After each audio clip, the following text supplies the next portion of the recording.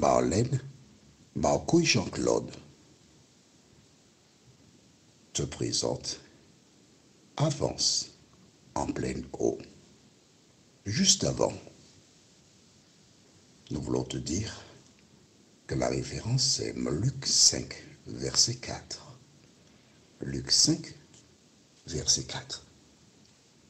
Nous resterons exclusivement dans le livre de Luc. Juste avant, prions. Notre Seigneur et notre Dieu, merci pour la parole. Merci pour ta présence. Merci pour le Saint-Esprit. Ce mois d'août, le thème c'est l'autorité.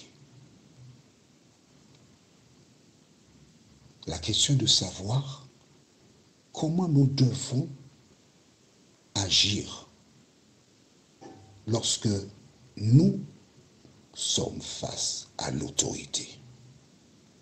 Que ta paix et ta grâce nous accompagnent. Fortifie-nous, nous t'en prions, au nom de Jésus pour ta gloire éternelle. Amen. Je reprends le contexte, car nous avons des personnes qui découvrent seulement maintenant la série. Jésus, un jour, s'est trouvé près du lac de Génézareth. Quel que soit le lieu où Jésus se trouvait, des foules venaient l'écouter. Il existe actuellement des prédicateurs, des pasteurs qui tiennent des séries de conférences.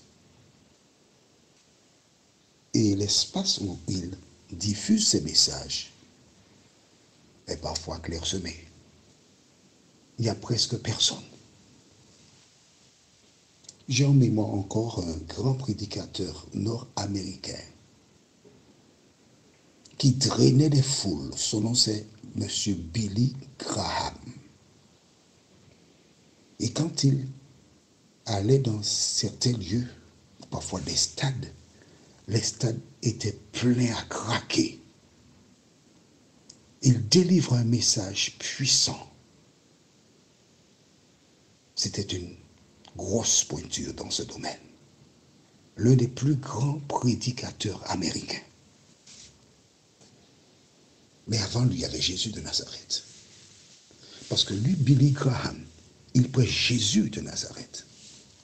Mais Jésus donnait Jésus à ses auditeurs. Des personnes venaient aussi parce qu'il faisait des miracles. Dès qu'on entendait que Jésus était quelque part,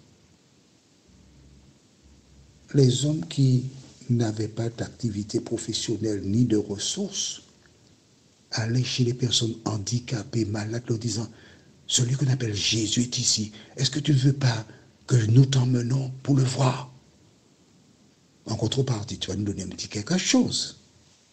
Et c'est ainsi que des hommes transportaient des malades en grand nombre afin que Jésus les guérisse.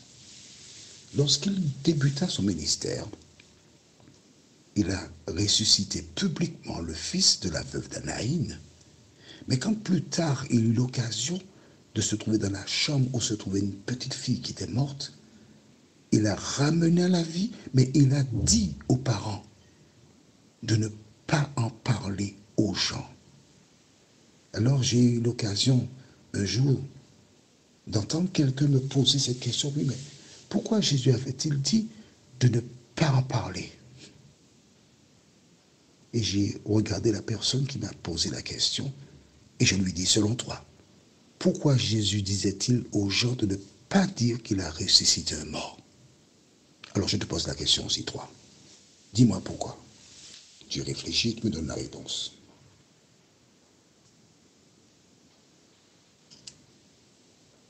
Pourquoi? Pourquoi à certains moments Jésus disait, va dire ce que le Seigneur a fait pour toi, mais pour les morts, il disait de ne pas le dire.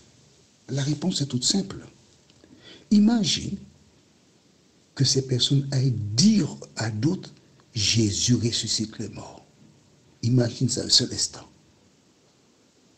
Dès qu'une personne aurait fermé les yeux, on aurait mis sur un brancard, et tu as un cortège de morts sous brancard qui allait sillonner les villes pour chercher Jésus afin qu'il ressuscite les morts. Et comment pourrait-il mener sa mission quand on lui amène des morts à ressusciter? Il serait là juste pour ressusciter les morts. Maintenant, il est important pour toi de ne pas trop chercher, parce qu'en voulant trop chercher, tu risques de perdre l'essentiel, c'est-à-dire savoir qui est Jésus de Nazareth.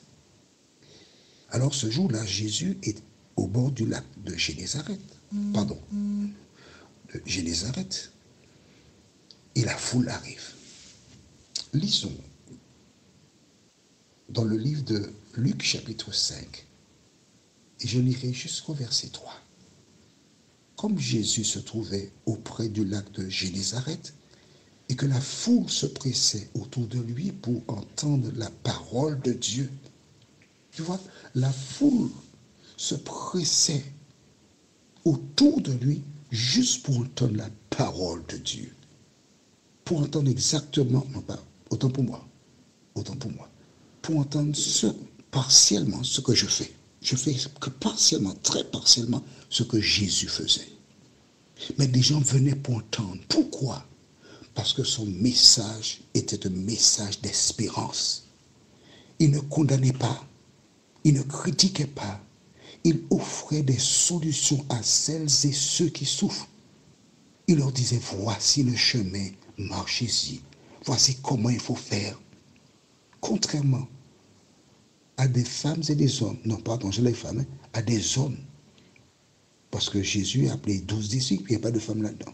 Donc des hommes qui aujourd'hui oublient que l'objectif de message, c'est d'aider le membre, le visiteur, à rencontrer Jésus, pas à le condamner.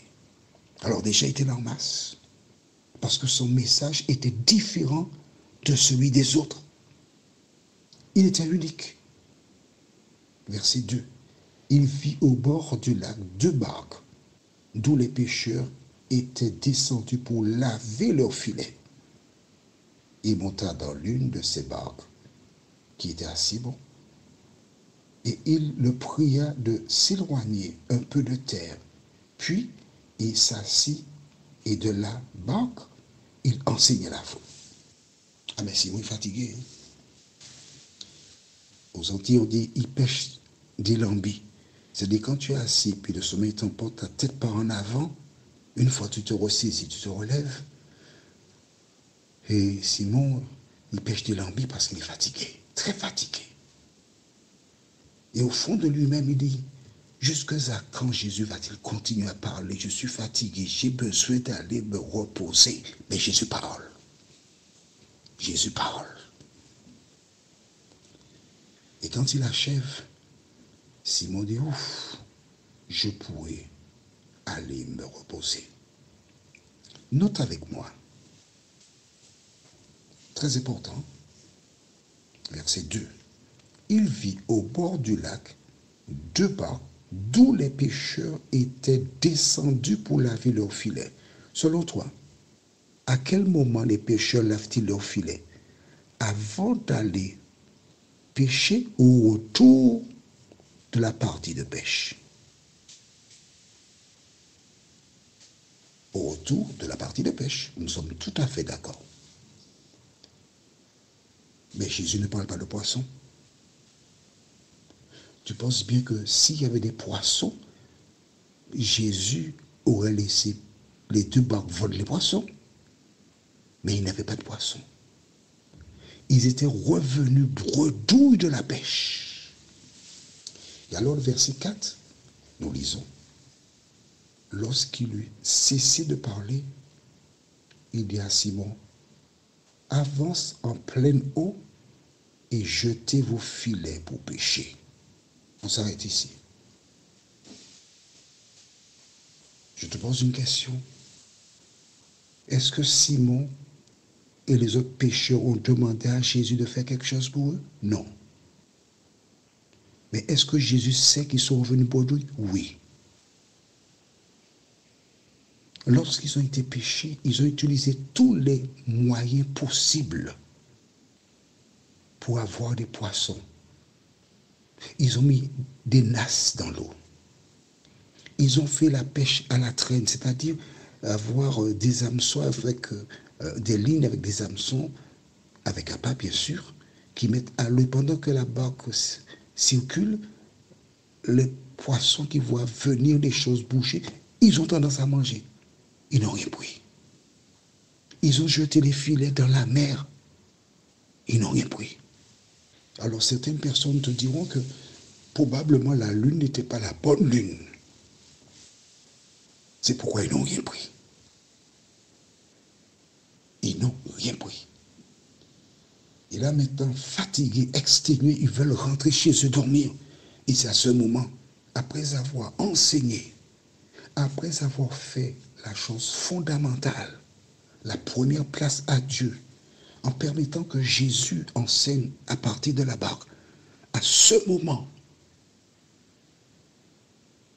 il dit, avancez en eau et jetez les filets. Mon ami, qu'est-ce que tu retiens? Premièrement, les disciples reviennent d'une pêche, d'une partie de pêche, bredouille. Ils n'ont rien. Ils ont leur famille à nourrir. Jésus le sait. Et arrivé sur la plage, Jésus enseigne. Au fur et à mesure qu'il parle, des gens approchent. Il y a de plus en plus de personnes. Et la foule devient importante. Et une fois que Jésus a fini de nourrir spirituellement la foule, il dit aux disciples, avance en eau profonde et jette les filets. Jésus a un projet. Que doit faire Pierre? Que fera-t-il? Il y a des dizaines, voire des centaines de personnes là. Et si Jésus fait un miracle, à peine les poissons sortis de la mer, ils sont déjà vendus, vu la quantité de personnes qui attendent et qui verraient le miracle. Jésus a un projet. Les disciples ne connaissent pas le projet. De la même manière, Jésus a un projet pour toi. Nous verrons la suite prochainement. Prions notre Seigneur et notre Dieu. Le Dieu qui créa le monde en 6 jours, qui est un Dieu d'ordre et qui fait tout à merveille, c'est le même aujourd'hui qui continue de faire des miracles. Seigneur, voici ces hommes qui sont venus bredouilles, fatigués. Ils se posaient des questions certainement. Ils ne comprenaient pas. Mais Seigneur, tu as la solution. Alors que nous affrontons des difficultés et des problèmes, merci de nous rappeler que nous devons toujours nous appuyer que sur toi. Fais-nous du bien dans tous les domaines, nous t'en prions. Au nom de Jésus et pour ta gloire éternelle. Amen. Que l'Éternel continue de te bénir et qu'il te garde. Notre prochaine étude sera sans rien prendre. Luc 5, le verset 5. Il me tarde de te retrouver.